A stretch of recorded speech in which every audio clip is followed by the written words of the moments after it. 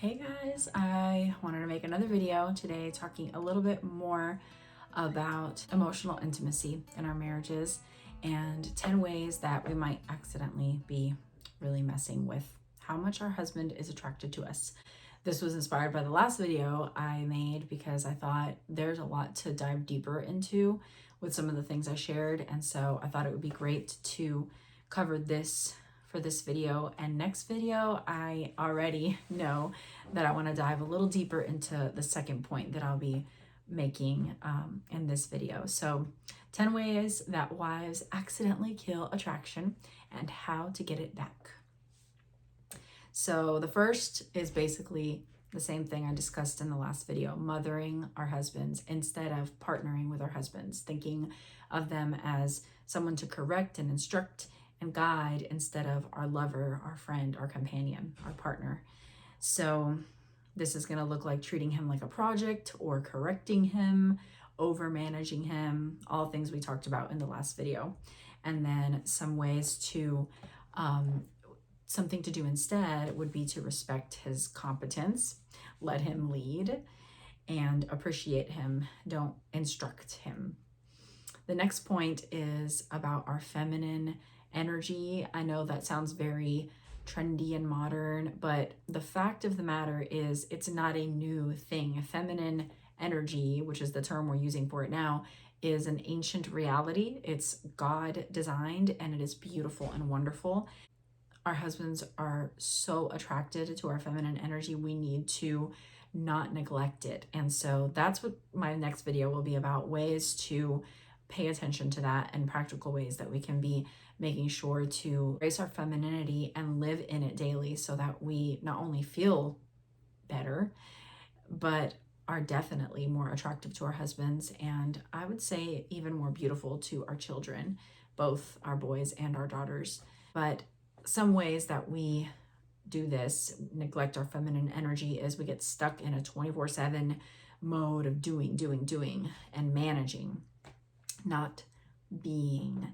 And this is why I would say dates and getaways are very important, especially during the little years, especially if you do not have time to get out of that mode at home.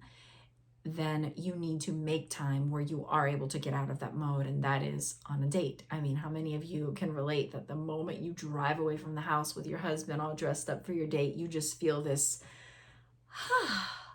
I remember when we were dating and how beautiful I felt and how carefree I was, and that's what drew them to you, and that's who you are. But obviously we have responsibilities, and sometimes that responsibility can really zap that feminine energy.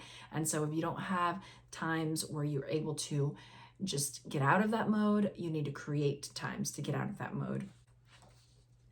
Even when my kids were little, I was very adamant about getting my evening shower and taking time for myself. There was a short season where I wasn't getting a shower every night, and I remember thinking, this is not working out. Like, I have got to have my evening shower and my little time to myself, even if it's 20-30 minutes, because it just made me feel alive, I guess.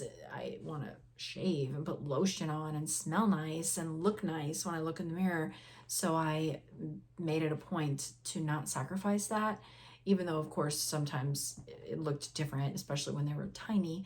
But it was just something that I held on to, and I think now in hindsight I realized what I was feeling. I feel like I was trying to make sure that I didn't just fully get into mom mode so much that I just neglected myself, and as a result lose that attraction with my husband, or hinder it in some cases and some times, not like all the time or anything, but just things like that are important to notice, to not fall into. And this is probably where that video I made forever ago, look beautiful for your husbands, I can't remember the full title, but I spoke a lot about self-care and in that video. And you know, some people love it, some people hate it, but I still stand by everything I said in that video. I think the only thing that I remember thinking, I wish I hadn't said that, but it didn't come out right, and then I didn't have the capacity to go and edit. I feel like I said it in that video. It made it imply that if dinner's not ready when your husband gets home, you're doing something wrong. But I didn't mean it that way. It just came out that way in the video. And I still remember, this is how much it's like bothers me. It's like a 13 or 12-year-old video. And I still am like, oh, I wish I had the means to edit back then. I would have taken that part out, but oh well. So instead of constantly being in, the mode of doing and managing, instead reconnect to softness, playfulness, your senses, slow down, breathe, feel. We are emotional beings. We are the more emotional ones. That's the way God made it. There's nothing bad or wrong in it. It's how we live it out. Our husbands are attracted to our mode of being, just the feminine attributes that we have, because it's the opposite of what they are. So it draws it, I guess opposites attract, right? There's reasons for these sayings that we hear throughout our life that seem so cliche or just like worldly, but there is truth in them, and it's not ungodly or unbiblical. It is by design. I would say God is both the masculine and the feminine attributes, and he has given them to both men and women. And so we shine in our differences and attract each other because of our differences. It's a beautiful thing. Always being on duty is another one. Constantly in mom mode. Instead, create small transitions like changing your clothes, lighting a candle, going on a walk, to get out of that responsible mode to a relational mode. And some practical ways that I remember doing this, I've always changed out of my workout clothes after I work out and get normal clothes on for the day. You guys know I always put a little makeup on. I love to tidy up at the end of the day and make sure that things are orderly as our evening unwinds, end work for the day, because it creates this beautiful atmosphere to just enjoy once the evening arrives. And daddy usually gets home in the evenings, right? So we want to welcome him to that setting.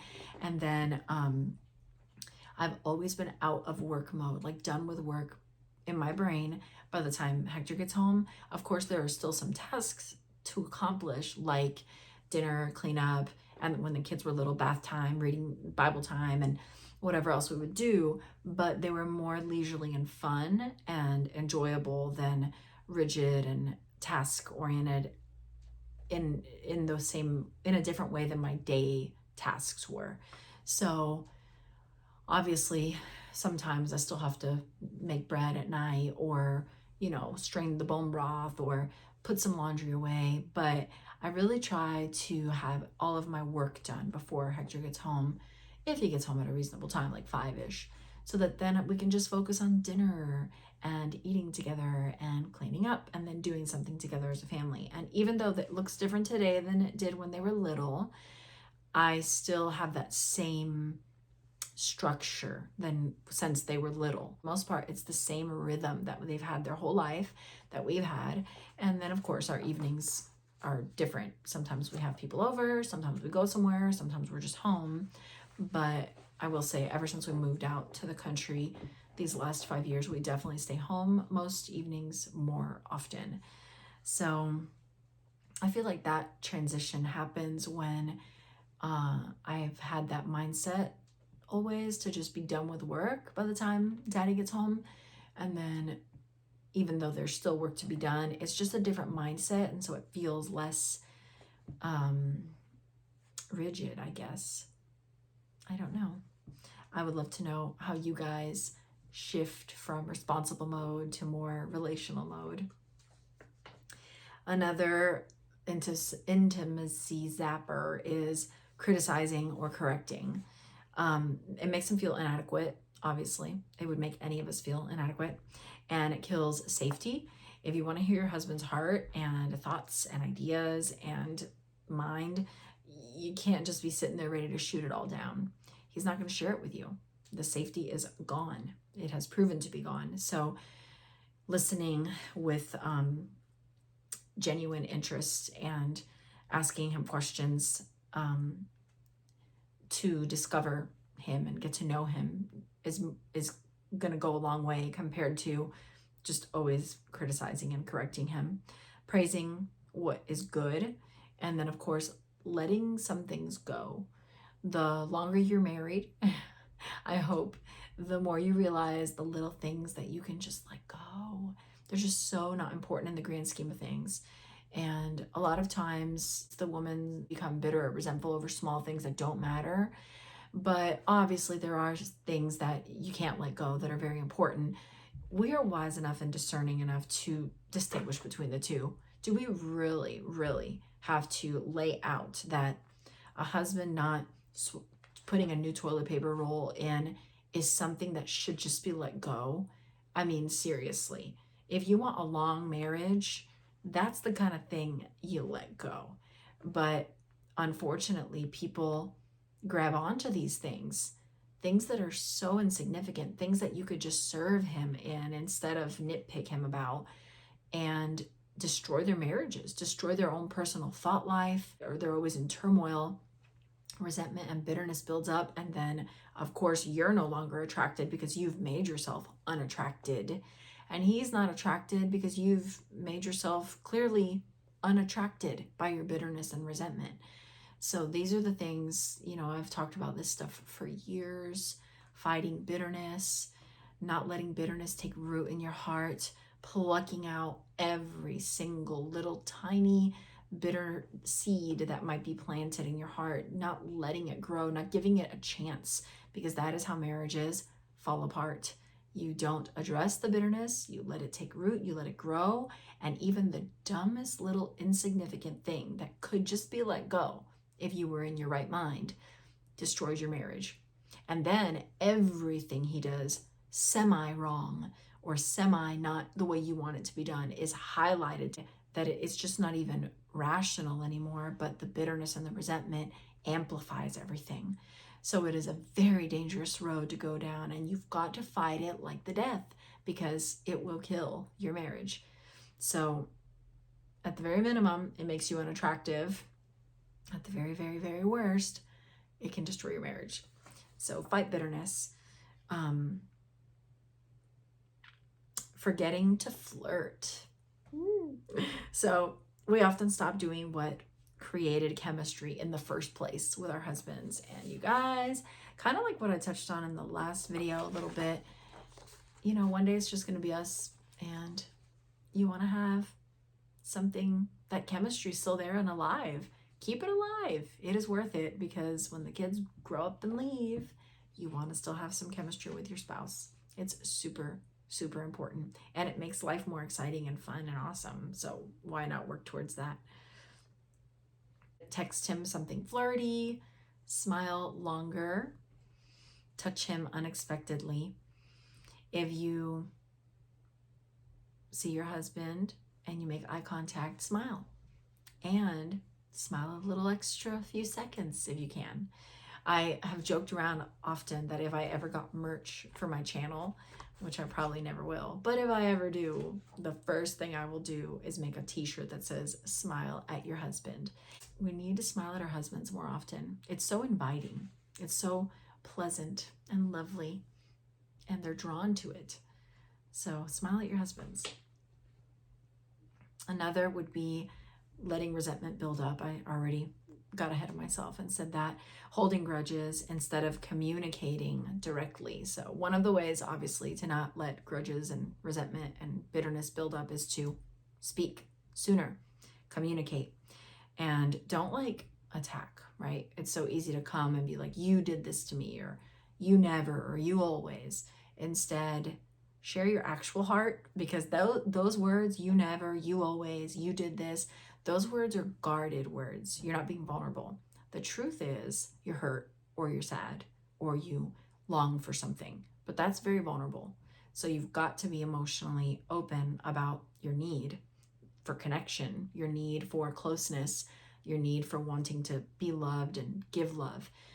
And so if you communicate it vulnerably, it's much less of a terrain for war. But if you come at him, you're going to have conflict, resentment will build up, it might escalate, you might not resolve anything, and it's just this bad cycle.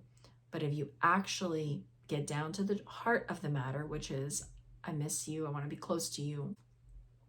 And just a few more, lack of curiosity, assuming that you already know everything about your husband, that we already know them. That is a lie. It's not true. People are very complex and profound. We change throughout our life. And the longer you're married, you don't necessarily know your husband better and better in every way. In some ways, he's changing and growing, and you want to keep up with him and probe, ask questions, be excited to discover his mind and his thoughts and his desires and wants and dreams, and continue to grow together. When I was little, I can't remember who told me this. Maybe it was my mom, about my grandparents, that they said something like, you never stop learning about each other. So that is something that I just remember, and I just think is beautiful, and it's true. So you can ask new questions, wonder about him again, ask what's something you've been thinking about lately. I think that's a really great question, because it's very it's gotta have an answer. It's not like this big vague thing like, how are you? It's, what have you been thinking about lately? It's very specific, and it's could really open a fun dialogue. And another is disconnection from your own desire. You cannot offer attraction to your husband if you don't feel attraction to yourself. So you want to do things that make you feel alive and creative, beautiful, not just productive. I remember when I noticed this in my life, it was maybe 6-7 years ago. I remember having this specific conversation with a friend. I guess when like mom life started to really get in the nitty gritty, like consistency with training and teaching and homeschooling, and life was so full. And I just remember thinking, I want to do stuff just for leisure sometimes. And she was actually in the same exact mindset. And it was like, okay, what have you been thinking about it lately? Because it was so interesting that we both were in the same moment in season that we were feeling that way. And so I ended up doing a garden, because I did 3 raised beds, really simple and small, something beautiful outside that I could actually like also cook with and get something from. So it just checked off so many boxes. We built the beds, and we picked the spot, and I picked the seeds and got to plant, got to see it grow. So many lessons came with that with the children. And then we got to cook with the food. And it was outside. So we had to go outside and weed and get the sun and the birds and the fresh air. It's just a beautiful, encompassing many benefits thing that I chose. And then later I started to exercise more regularly. And then later I started to get to go on walks more regularly. And little by little I got to add more and more as my kids got older. But that's not the point. The point is have something that you can enjoy, that makes you feel alive and creative and beautiful, and not just work, production. Reading in the afternoon by a window, that's wonderful. After you clean, lighting a candle, putting on a pretty dress, enjoying the work, the fruit of your labor, and just taking in the moment instead of what's next, going on a walk and just taking in the beautiful nature all around you, and just feeling, maybe go barefoot and ground for a little while and feel the ground on your feet. Those are all beautiful, peaceful things, and they really do affect us in positive ways. It's fascinating. Okay, a few more. Too much emotional control or independence. I think this is a sad lie that women have been fed. And, unfortunately, we can complain about the guy side too, but I don't think one party is guilty alone. It's this terrible back and forth. And so if men would only realize that they are strong protectors, providers, to take care of the woman, and the woman, and to be the safety place for her, and the woman would only realize that it's not weak for her to want him to take care of her and to be able to depend on him and to not feel like she's got to have it all figured out and be an independent woman, and that she can go to him and tell him she needs him, that that's not weak, that that's beautiful, and it actually draws him to her, and his strength draws her to him, then what a better world we would live in. But the lies are rampant, and both sides have given into them, and it is so sad. So it's such a mess, you guys. But I will say, you know, generally speaking, if we're too emotionally in control or independent, and we just communicate to our husbands how unnecessary they are, how we are fine without them, they're gonna know you don't want or need them. And that doesn't make them feel attracted to you at all. If you can just do everything without him, well, that's communicating, I don't need you. Instead, we need to ask him to comfort us, to help us, help build his masculine natural design to be needed and to be a protector and a provider. Let him in. I feel like that is such a countercultural message today, but it's the truth. Neglecting physical closeness, not just sex, touch, affection, eye contact, passing by, hugs, cuddles, etc.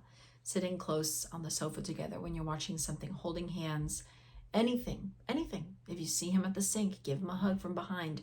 Anything you can do to show, I see you, I love you, I want you, you are mine. Touch him. So longer hugs, kissing for no reason, not making out in front of the children, you guys, okay? That is weird. But a little peck in front of the children, a long hug in front of the children, totally appropriate. And it really does build their security that their parents love each other. It's beautiful. Even if they pretend like they think it's gross, they are so happy that their parents love each other. Trust me. And then things you can do to rebuild this. So share those in a minute, but I just want you to take a time to just think about the things I've shared so far, the ways that we are accidentally killing attraction. And if you can relate to any one specifically or more than one, if you feel like sharing in the comments, please do. And then I would love to hear also how you feel like you are working on already or plan to be working on bringing connection back into your marriage. But I did want to share just a few practical ways that we can try to rebuild these things. Thinking daily on something that you appreciate or admire about your husband. If you cannot name something that you appreciate, it's not because it's not there. It's because you, unfortunately, are probably living with bitterness and resentment, and you're focused primarily on the negative.